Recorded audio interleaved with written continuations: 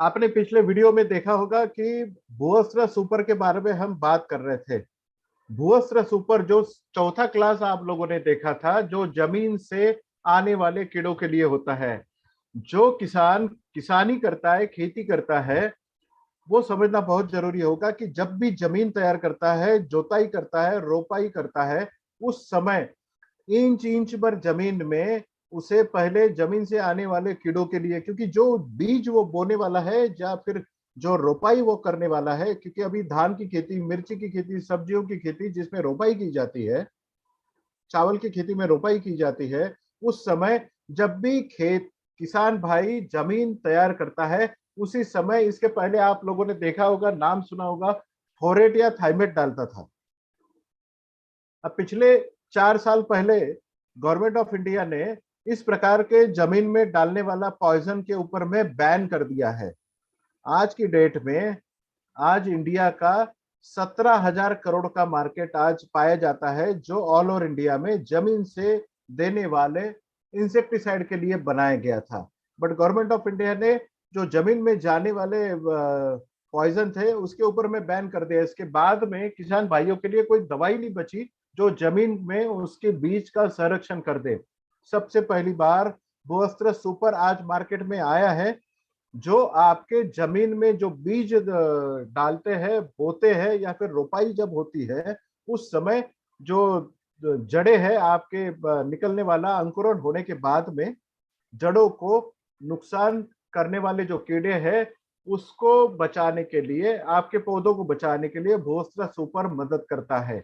भूअस्त्र super किसी भी प्रकार से कोई भी फर्टिलाइजर का, खाद का या उर्वरक का विकल्प नहीं है। मतलब इसको आप कतई फर्टिलाइजर ना समझे। ये ग्रैनुलर फॉर्म में अवेलेबल है।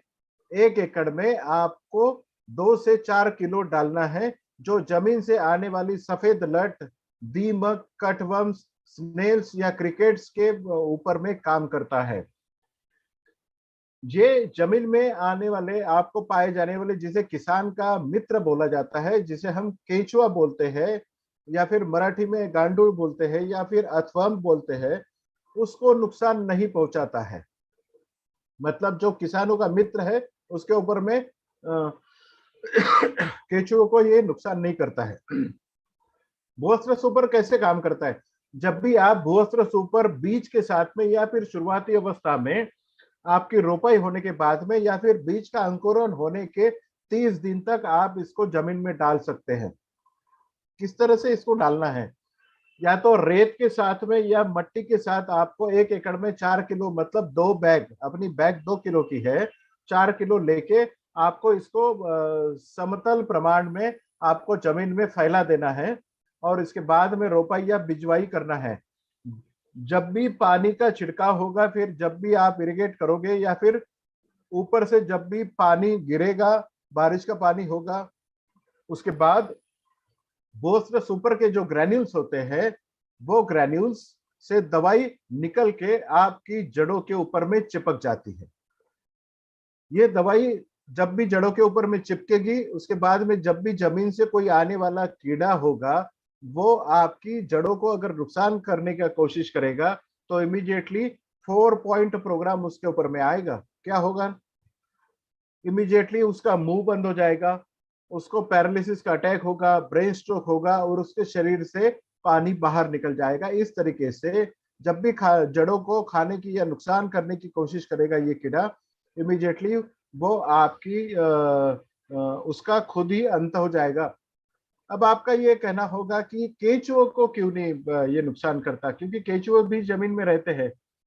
केंचुए कभी भी आपके पौधों को, जड़ों को नुकसान नहीं पहुंचाते। केंचुए मट्टी खाते हैं या फिर गिरे हुए पत्ते, जो आपके पेड़ के गिरे हुए पत्ते होते हैं उसको खाते हैं और खाद में कन्वर्ट करते हैं। वो कभी भी जड़ों को नहीं खाते हैं, इसीलिए केंचुओं को नुकसान नहीं पहुंचता है। और सबसे बड़ी बात, सबसे अच्छी बात, ये किसी भी प्रकार से पॉइजन नहीं है।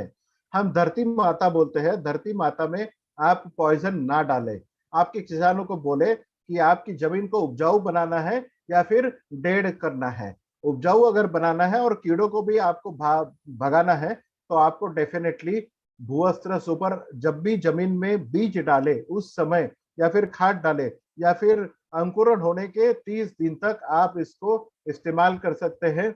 मैं फिर से दोहराता हूँ, ये किसी भी प्रकार के किसी भी फर्टिलाइजर का कोई विकल्प नहीं है।